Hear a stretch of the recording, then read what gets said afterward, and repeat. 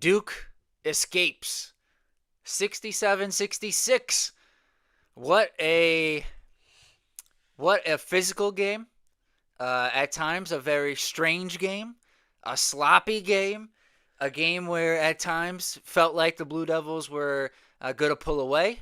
Then felt like for a large stretch of the second half, it was only a matter of time for Florida to take the lead. And look, Boogie Fland, Florida guards, had really struggled. Not only this game, but coming into this game. Credit to Fland, he took over late. And then Isaiah Evans, the biggest shot of the game. The biggest shot. I mean, he's hit a lot of big shots in his Duke career, but I think that was the biggest one. And just what a win for the Blue Devils. I'm exhausted. I hope everyone in the chat is exhausted as I am, but I'm exhausted from that game. And, it's funny you say that Evans got a key three there, just like he did against Auburn. I mean, he had 6 key threes against Auburn, and he hit a few key threes in the Kansas game. Though, I mean, same shot, just not quite as far in this one compared to the Kansas one at halftime, and then obviously the corner one. But I think for me, the person I got to start with is probably not who you guys are thinking. It's Patrick Gangba. And I thought Patrick Gangba was a man on a mission in this one. Yes, we lost the rebounding battle. We'll get to that. And yes, one of his blocks should not have counted. But he still had 5 blocks. He was all over the place defensively. He starts the game with another Patrick Gangba 3. He connects on a second one, which went above the backboard on the bounce, but fell in. And then his passing. Oh my gosh, there were several. The Evans-Gangba connection goes both ways. It's Gangba finding Evans on the backdoor cuts and Evans finding Gangba on alley-oops. And he was fantastic in this one, Patrick Gangba. And if you want to speak about connections, there was the really odd one between Humania and Malik Brown. Malik Brown for the dunk. Beautiful. Absolutely beautiful. But all right, let's break it down. Let's break it down by half here because it was a tale of two halves for the Blue Devils for sure in this game. And that's not, in the past we've talked about that as a collective, and Duke has played better in the second half, but that wasn't the case tonight.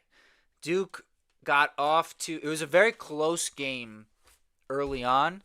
Got to mention Humania rolled his ankle. He did come back and play, but I am a little bit worried about him. The adrenaline wears off. Is he going to be available for Saturday? But we'll save that for later on tonight. And we'll never know. Well, that's true. We won't know. But Saturday at, I think it's noon or 12:30 Eastern time. A couple of times actually, Rothstein has put out a tweet. Malik Brown wouldn't be available for the exhibition. We've had a little, but maybe that was exhibition information, not regular season information. But it's low scoring early on. It's back and forth between Cam Boozer and Thomas Ha, who was fantastic for Florida throughout the game. He's just an awesome player. We were certainly carried early by our front court, Cam Boozer and Gangba, and it was very funny because those were the guys hitting the threes. Nobody else was hitting from outside, but our front court was hitting threes. And they were really good, but Gangba had a really good first half. Cameron Boozer was outstanding in the first half. He was getting to where he wanted to in the paint. He was getting to his spot where he could put it off the glass right around the rim over his left shoulder. And he was just playing. The guy must have studied geometry. Well, it's the one part of his game where I've heard people compare him to like Tim Duncan and his ability to use the glass. It's not the same because Tim Duncan was more like the mid-range shot where he used the glass, but he does use the glass to a high degree of effectiveness. Duke, they got to a point that was 32-21, 3.5 minutes to go. They stretched it out. It was 19-19, I should note, with 7:48 in the first half. And then it was the Gangba 3, which bounced and went in. And then a Gangba nice drive, lefty layup, nice touch, and then he falls into the crowd. And then Duke on a Gangba block, one of several. He finished with 5. Duke challenged. Now, listen, if there's one of a few things we're going to pick apart so far from this game, we are 1 for 3 on challenges this year. I thought it was, if we're going to challenge that early, I think it's got to be definitive, like Florida's challenge where it was clearly hand locked and didn't touch the ball. Right. So we're 1 for 3 on challenges so far this year. But Cam gets another bucket. Caden gets a floater. We're up by 11, 3:27 to go in the first half. And then at that point, I made a note because we were in a similar spot in the Arkansas game. We had a 13-point lead with a couple minutes to go in the first half. How are we going to close? Fortunately, Florida didn't really score. And so they had a tough time scoring most of this game. Jack, what did they shoot in the first half? In the first half, let me pull up the stats here. Florida in the first half was at, let's see, they were 29% from the field. 29% from the field. They couldn't buy a bucket. And they were 19% from 3. It was just listen, Florida's not a good shooting team in general, but that was even worse than what they had been coming in. And the second half starts, and kind of ironically, we start off with making a bucket to start, and then it's all Florida. We had 2 points, and then there's a 9-0 Florida run. We have to call the timeout before we get to the under 16 TV timeout. And from then on, it was a very close game.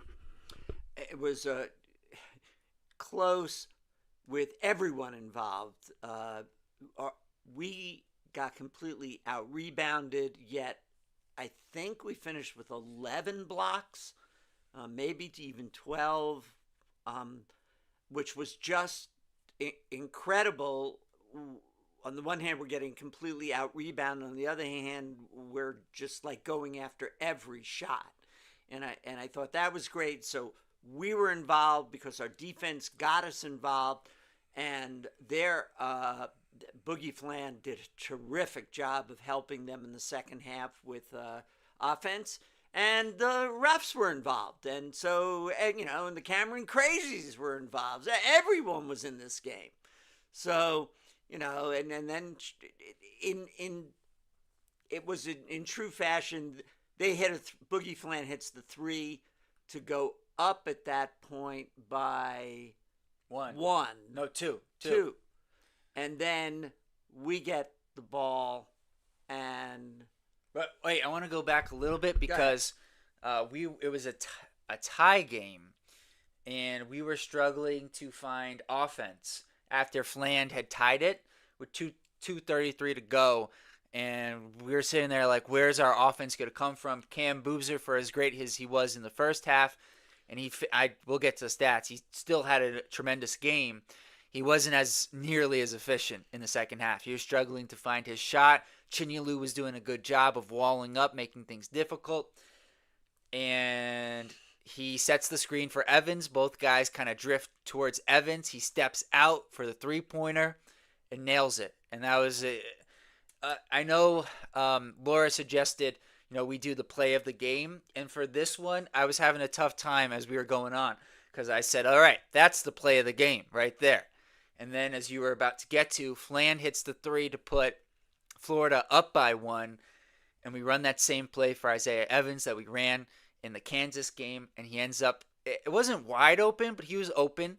And with the way he shot the ball in this game, there's, you could see if somebody could hesitate. Not Isaiah Evans. That ball was going up quickly, and he drills it.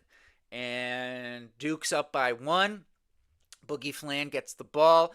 And look, Florida, they had a major flaw coming into this game, which was they turned the ball over way too much, and he turns it over. And then the ball we inbound the ball, we get it to Foster, and unfortunately he misses the front end. But I'm not going to pick on Foster too much individually because as a team, we have just really struggled at the free throw line. There's two guys who I feel very confident in when they go, and it's Isaiah Evans and Patrick Gongba. And outside of that, I'm Boozer's getting close. he's like 75%. But I don't go when he goes up there. I'm not sitting there like this is definitely 2 for 2. I don't have that feeling. So Foster misses. Florida gets the ball. They've got it inbound at the length of the court because thankfully in college basketball, at least in this moment, you can't advance the ball. And we have our guy, Malik Brown, deflect the ball. And that's that. It took all the drama out of the end. I was very thankful for Malik to do that. So there was Boozer's three-pointer, which could be the play of the game. There was Evans really gets above it.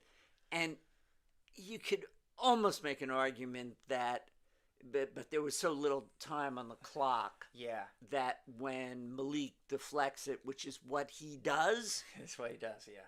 And he did it, and they didn't even have a chance to shoot. So, yeah, it was just, there's so many potential plays of the game. I'm going to go with, because I think we have to give a definitive answer. Yes, we do.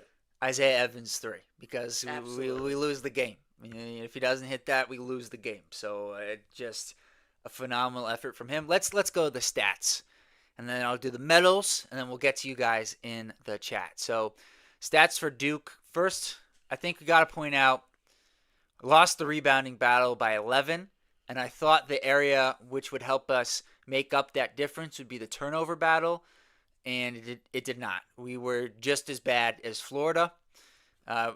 Several times during this game, I said we're playing just like Florida. We're between our turnovers and the three-point shooting. It was certainly in the second half, a rough second half. But stats. Cameron Boozer finished with 29 points, 6 rebounds, 2 assists, 2 turnovers, and a steal. Patrick Gongba, 11 points. I thought he was going to have to play a lot. He sure did. 34 minutes for Gongba. 5 rebounds, 5 assists. Our leading assist guy wasn't even close. 2 turnovers and 5 blocks. Homenia only played 12 minutes. I think some of that certainly is because of his ankle and hoping he'll be healthy. A couple of rebounds, an assist, a couple of turnovers, one of which was about 10 rows deep. But he was not the only one. Florida as well hand-locked in through one. There was a competition who could throw it to the second section. Oh. Yeah, second section, get it up there for the crazies. So Evans, I think, look, he couldn't hit a 3. I thought this game was tremendous growth from Isaiah Evans. In a game he couldn't get his three-pointer to go down. He was 4 for 6 on his twos, 2 for 3 from the free throw line. He had a rebound, he had an assist, a couple of turnovers, but he had 5 blocks. 5 from your shooting guard. That's just insane. Caleb Foster, I thought, was just fine. He couldn't get the threes to go down. He had a floater that did everything but go down. He did the free throws, is the bugaboo. And what are you looking for? The free throw shooting as a team, 10 of 16. It's just, we've been getting worse as the season has gone on here. We've got some big breaks in December coming up. We've got a break after the Michigan State game and then another one after the Texas Tech game. I imagine during that time we're going to have the entire team just shooting free throws. I think that's where we're heading right now. But let me just finish Foster's line. 6 points, 5 rebounds, 2 assists, only 1 turnover and a steal. And Malik Brown, 6 points, 6 rebounds, a couple steals, and a block. I said he was going to have 3 steals. He had 2 and a block, and the big deflection at the end of the game. Dame Sarr had a couple of rebounds and a couple of steals. I thought his defense was good. He didn't get involved offensively, but that's okay. Caden Boozer did have a nice floater in the first half, had a couple of assists, but he did have his pocket picked by Boogie Flan in a big momentum point in the game. And Darren Harris had a few big rebounds. He had a nice key rebounds. Had a nice steal where he ripped it away. An unfortunate turnover and then foul after he saved the possession for Duke. So I felt like his minutes were better today after he got very limited run in the Arkansas game. So In terms of other stats, in terms of team stats, Florida had 11 more shots than Duke. Both teams didn't shoot the ball well. Florida was better from the free throw line, which says a lot about how Duke shot from the free throw line. To be outshot by Florida. Yeah, and then 4 assists to 13 turnovers for Florida. At least Duke was 1-to-1. That's the one thing. But the blocks was the key factor. 20 offensive rebounds for Florida. They were just if their guards could hit shots, they would be a real threat to be back-to-back champs. And that could change. It's a long way to go. We're only December 2nd, so a lot of time to go. All right. Medals. I'll give the medals. You let me know what you think afterwards.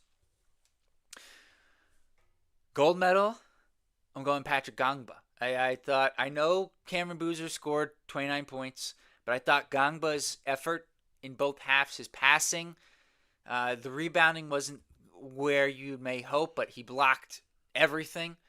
I just think he had a phenomenal game. I give him the gold. Totally agree. Five rebounds, 5 assists, 5 blocks, 11 points, and he's playing 30. He's playing a lot on the court and giving everything. So Silver is Cameron Boozer, though. I mean, he had 29 points. He was absolutely the first half incredible. The second half was a workmanlike performance where he just got it done, and then the clutch three, it was absolutely needed by him, and then he gets the assist to giving it to Evans, who's the bronze, he couldn't hit a three until he hit the biggest one of the game. He had 5 blocks, which he's been averaging about a block a game, but he had done a lot of damage with that against some of the lower tier opponents that Duke had played. So for him to get 5 blocks against Florida, just a tremendous performance by Isaiah Evans. Honorable mention, certainly Malik Brown. He did his thing, and look, you mentioned it before. I still am surprised that was a flagrant foul. That's all I'm gonna say. I'm surprised. I'm surprised. All right. Let's go to the chat. So,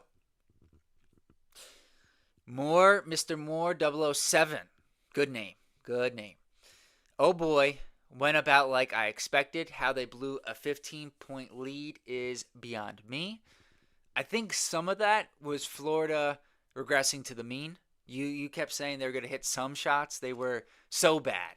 Well, they were just atrocious shooting from the field, and then in the second half, the law of averages caught up. I just didn't see them shooting that bad. So the 15-point lead I thought would go to it like a Duke 6-point win. So I'm with you that this came down to the wire.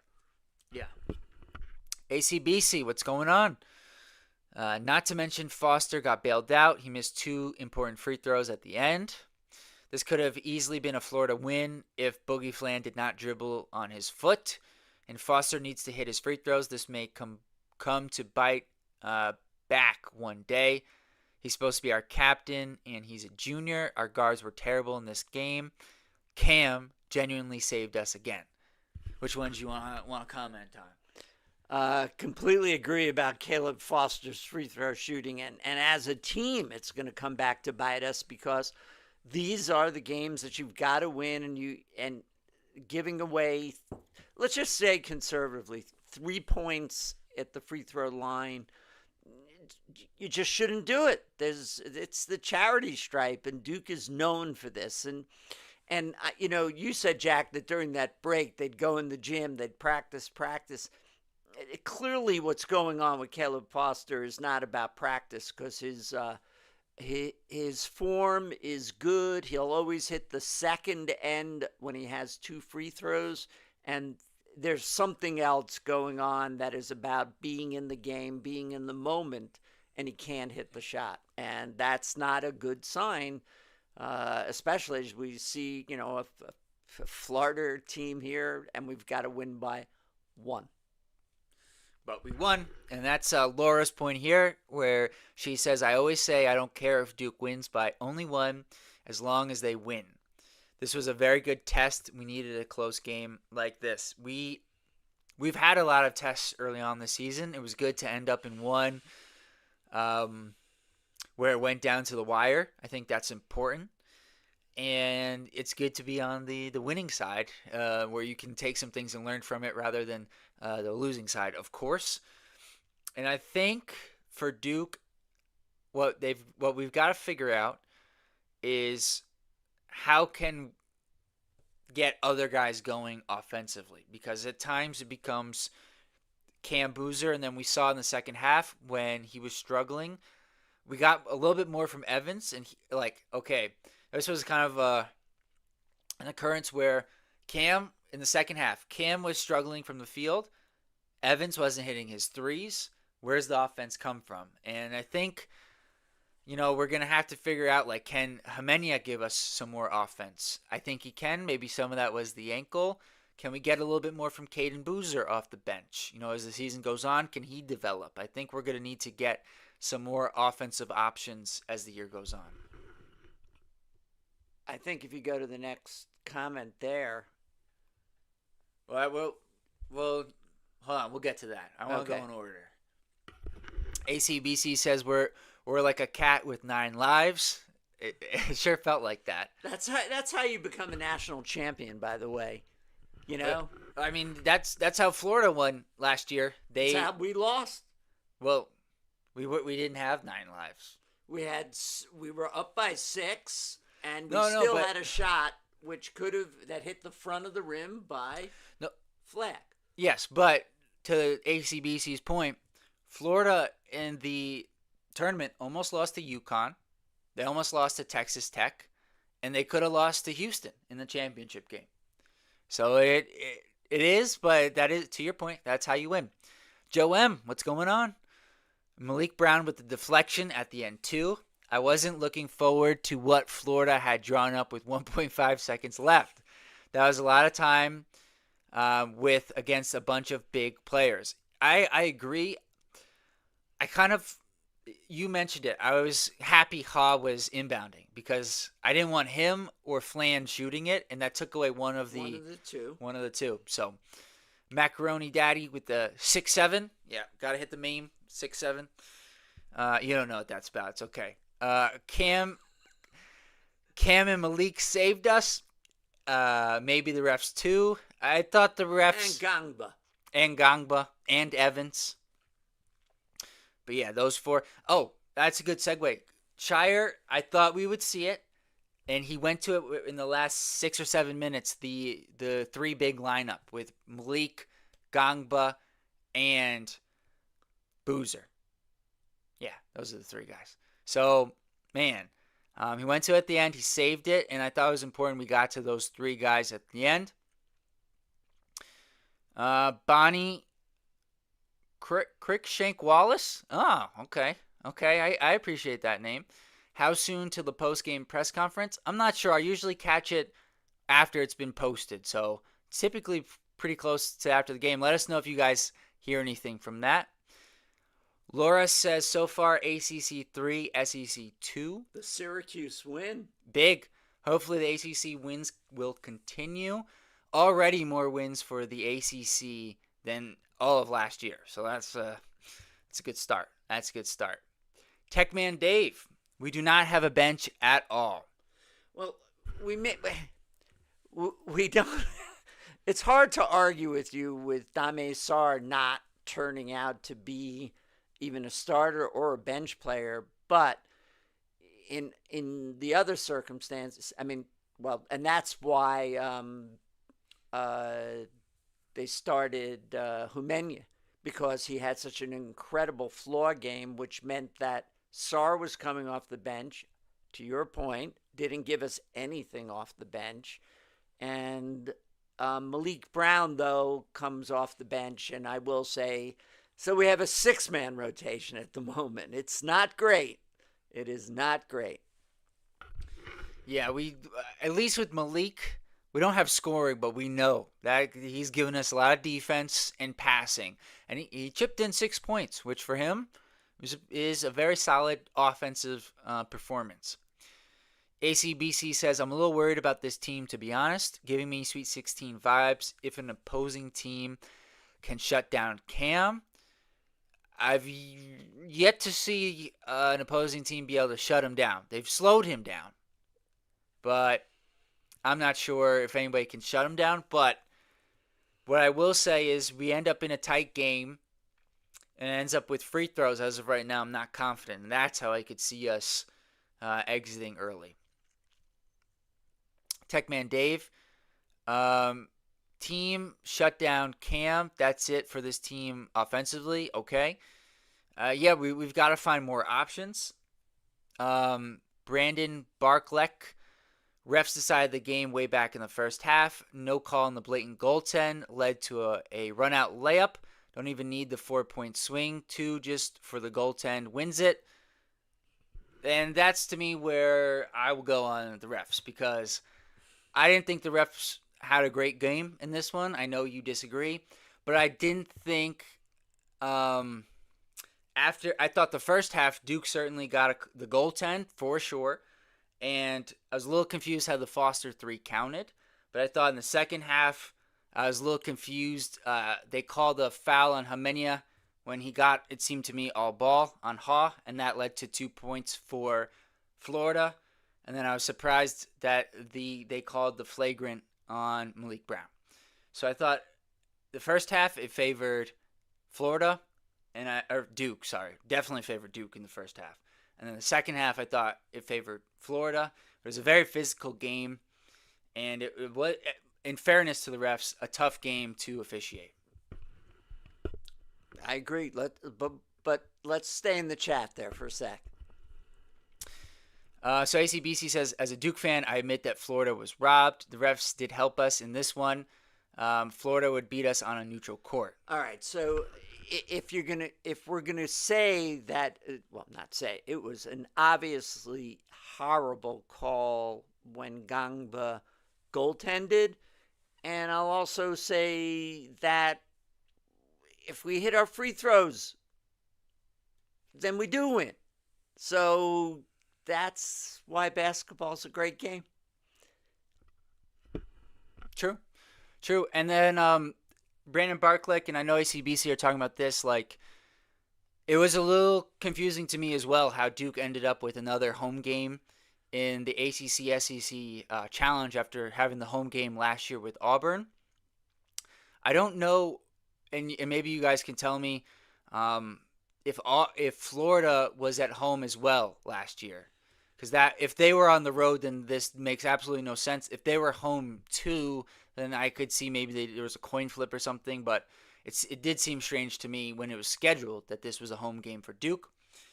Lawrence Freeman says, I want to know who on the bench told Pat to shoot that 3 at the end.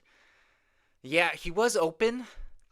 He had made 2 in the game, although one was a bit lucky. And the other one was actually really good form, which he did in the Kansas game. Arkansas game. So let's, maybe he's coming along. Did I hold my breath on that? Yes, absolutely. And, but Cam wasn't hitting his threes for a while there. So I don't know. It was probably not the best choice, but given the choices tonight, I don't know. He hit 2. Slim didn't. Well, he did eventually. Oh yeah, I see what you're saying. He only hit 1. Sorry. Yes, I was thinking about the free throws. I was going back to that. No, 2 threes. Yeah, you're right. Joe M. We already locked at 2 wins out of this big 3-game stretch. Definitely successful run. Getting a win against Michigan State or Michigan would be huge too. Has either of your guys' opinions changed for the tournament run during March? Well, I'll let you answer first because I know you've changed a little originally I was with the earlier comment in the chat saying that we were a Sweet 16 team, but Cam Boozer does make the difference to say we can be an Elite Eight team. And then it's a question of who wins, who loses, you know, who do we get to play? Is there an upset so that we're playing a better team, which could, in some way, I could see making it to the Final Four? Do I see winning it all? Wow, a lot of dominoes need to fall our way for that to happen. Yeah, I think the Michigan State game is going to tell us a lot about that because it's on the road. It's going to be a really tough environment. They play a lot of bigs. They're physical. Their point guard is one of the best in the country, Mr. Fears. I think I'm with you. I think we're an Elite Eight team, and the question to me is, how do the rest of the other guys develop as the year goes on? And that will kind of dictate where if I think we're a championship level team or still just Elite Eight. Not, I mean, just Elite Eight sounds terrible. That's a good run, but it's Duke, so the expectation is win a championship.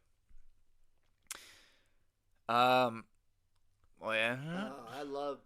Hold on, we're going back. Joe M. We started the game with a Pat 3 again to stretch the floor. Yeah, that's true. Pat, the 3 ball is coming along.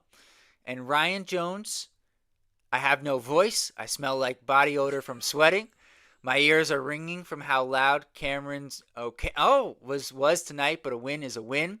Shooters shoot, and Slim got his in the end. Love his defense tonight, even though the shot wasn't falling. So first, I mean, that must have been a hell of a game to be at, Ryan. So a lot of jealous. Props. Yeah, jealous, everything. The crazies were on it from the get-go. They were very loud. They were our bench tonight. Yeah, them and Malik Brown. They were awesome. And yeah, Slim, I said at the start, I'll say it again. I thought this was a major step forward for him as a basketball player because his shot wasn't falling and he found ways to have a big impact on winning. So huge performance by Isaiah Evans. And what a game it was. Macaroni Daddy, I wish Nick didn't get hurt at the beginning. I feel like he was about to make the most of his first start. Yep. Agreed. Dame, and that had an impact on the game for sure. Dame keeps making me wish we got Cedric Coward instead. Yeah, as I like to say, right now Duke's got the top 3 guys in the Rookie of the Year race, even though Cedric was only with us for a couple weeks. And that also made me think when I was watching Jalen Johnson on Atlanta. Yeah. How long was he with us? Well, he left in January. He got hurt, and so he was only there for a couple of months. And then, of course, Kyrie Irving. 9 games. It really was 9 games with the toe and all. Maybe 10, somewhere in that range. So, yes, we do have a kind of a history here, but... No one was with us a shorter amount of time than Cedric Coward. I'll say that. Joe M.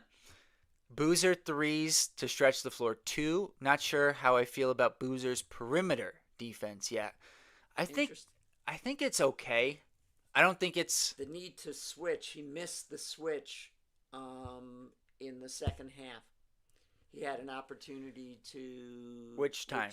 I think it was a flange. Tuck into the mic. I think it was a flange shot that he had, or someone else on the other side where... The one at the end when Flang took the lead? No, not the lead. Earlier. Oh, okay. That one was Gangba. Okay. Who they were switching everything, and he stayed in the paint. And I think some of that on the Gangba one was... he was so worried about Chinyalu getting an offensive rebound, which I don't blame him, but... The way we had played all game, that shouldn't have been the case. Yeah, there are times with Cam on the perimeter where he's not as engaged as I would like him to be. Like, he gave up a couple of 3s to Brazil early on. So, in the Arkansas game. But I also think at times he's pretty good. So, it fluctuates to me. But I'm going to be more locked in as we move forward with that side. Lawrence Freeman. I can't believe we won shooting 27% from 3. I said it before. We played like Florida, except we got crushed on the glass and still won the game. We were sloppy with the ball. We couldn't hit threes, and somehow still won the game. 11 block shots. Well, They, yeah, that might have been the gold medal. 11 block shots. I mean, it's just an incredible number. yeah, yeah.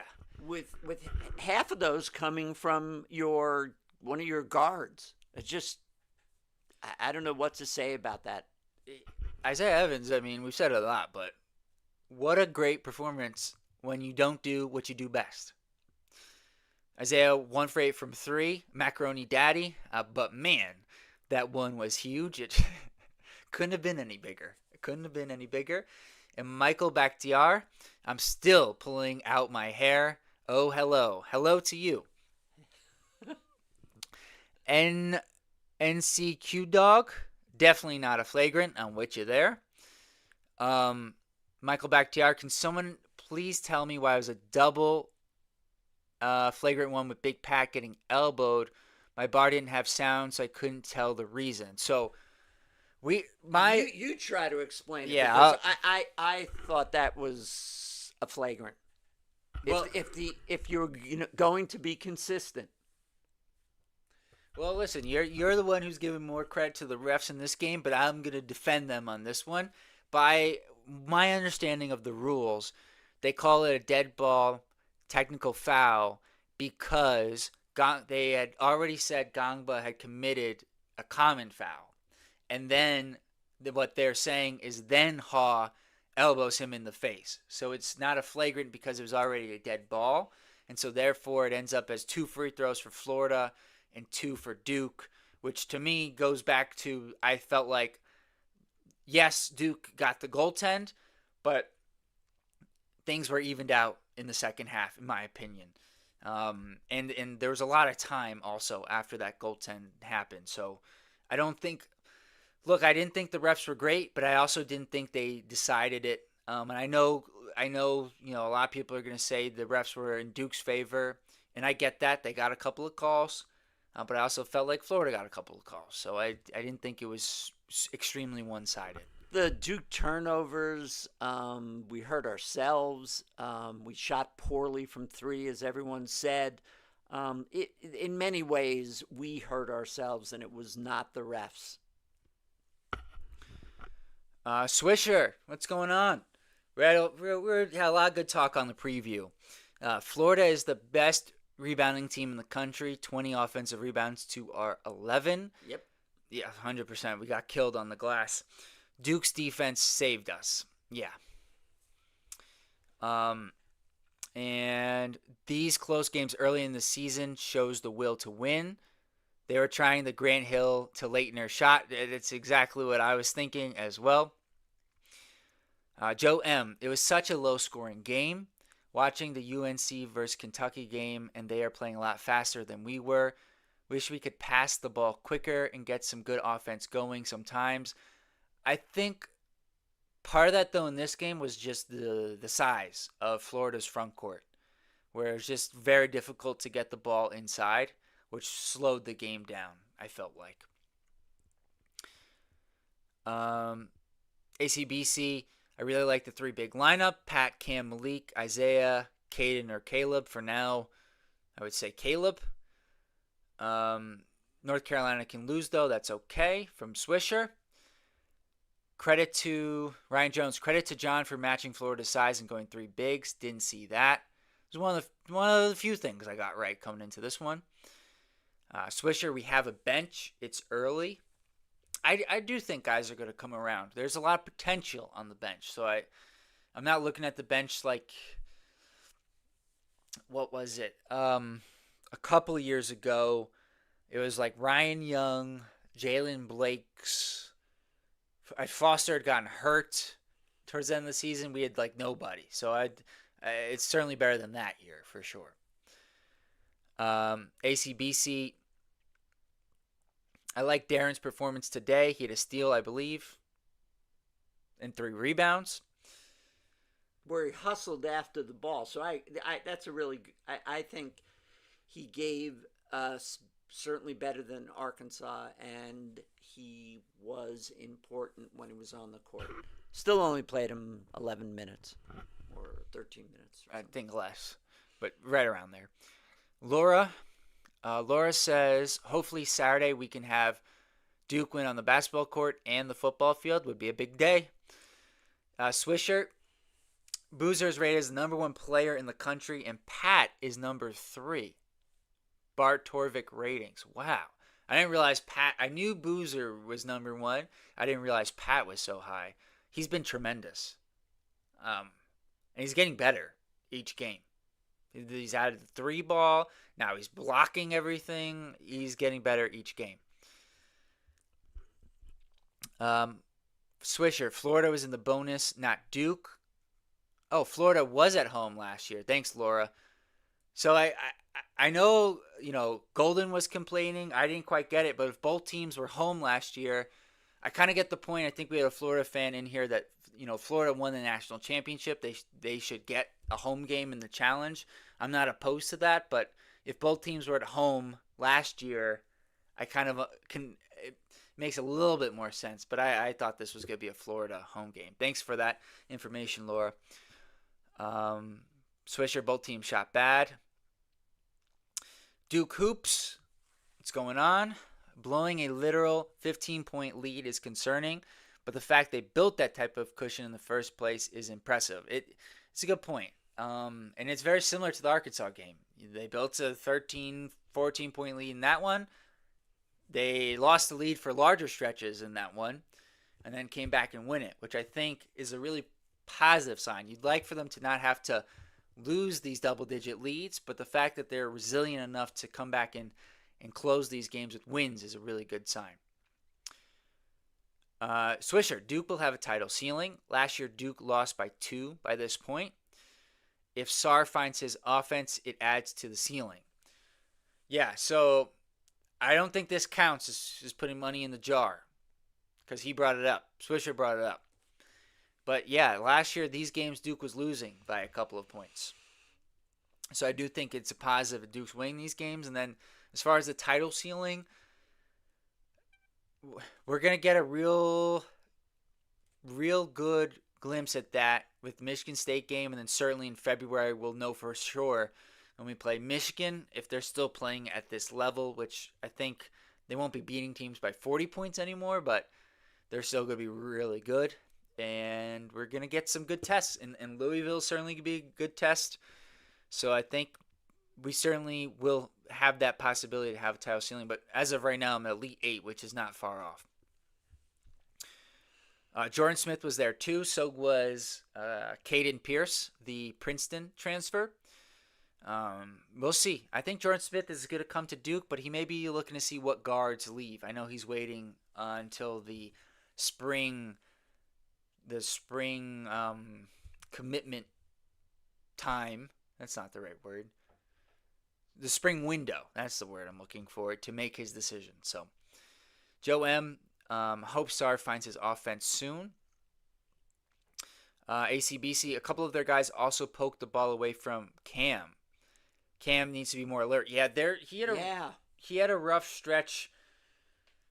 Really, good point. Until he hit that 3, where he just didn't seem as alert, like as he has these stretches in games. Like it was the start of the Arkansas game, the game we went to in person, the Army game. He's kind of going through the motions.